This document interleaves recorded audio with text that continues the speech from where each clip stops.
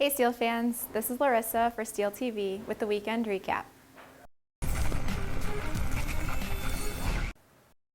This weekend, the Chicago Steel bounced back after 2 home losses last weekend with back-to-back wins against Cedar Rapids and Dubuque this past weekend to earn their 5th weekend sweep of the season.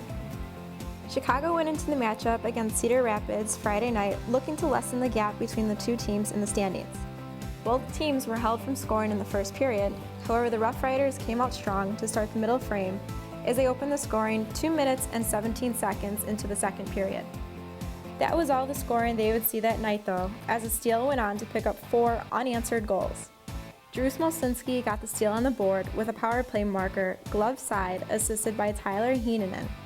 A few minutes later, Jaccob Slavin was able to keep the puck in the zone to find Tyler Hill down low near the net, who was able to lift the puck just over the RoughRiders goaltender, getting the Steel ahead 2-1. Biagio Lerario picked up his 4th goal of the season to put the Steel up 3-1 after 40 minutes of play. Late in the third period, Chicago would seal the game with an empty net goal by Alex Roos for his 16th goal of the season. Mackenzie MacEachern, Tyler Hill, Christian Neumann, and Michael Holland each recorded assists in the 4-1 win, while Nell turned away 28 of the 29 shots he faced. Saturday, Chicago welcomed the first-place team in the Eastern Conference, the Dubuque Fighting Saints, to the Edge Ice Arena. Chicago was the first to capitalize when Woody Hudson found the back of the net off of a 3-on-1 rush down the ice, putting the Steel ahead 1-0. Nolan Valleau picked up the lone assist on the goal. Then 34 seconds later, Patrick Polino put away a rebound in front of the net to double up on Dubuque.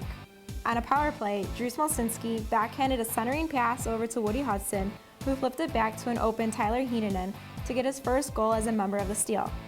The first period hot streak continued for Chicago as Mackenzie MacEachern put away a rebound off of a shot from Landon Smith, increasing the Steel's lead to 4-0.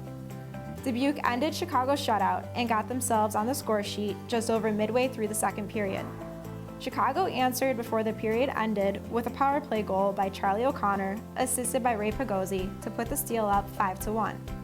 The Saints came out strong in the third, scoring only 19 seconds into the period. Less than 5 minutes later, Dubuque picked up another goal, lessening the gap between the teams only 5-3. But Chicago wouldn't settle as Patrick Polino registered his 2nd goal of the game on the power play, with the helpers going to Roos and Smolcynski.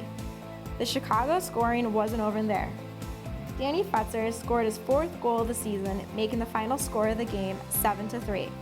The Steel were outshot 35-28, however the offensive power and Alex Roos' 32 saves propelled the team to their 2nd victory of the weekend. Yeah, Friday was a good game, team effort, starting to score a little bit more, guys are getting pucks to the net and we're finishing on those second chances. And special teams wise, the power play is definitely starting to click more, and that's always a benefit to score on those opportunities we're getting. On Saturday against Dubuque, I felt the team came together that night. We got a big win. We came out, scored 4 quick ones on them. Obviously Dubuque's a good team though, so they turned it into a game late and we found a way to finish it off, and it was a good job by everybody, team effort. Got a lot of goals from a lot of different guys, so that was good.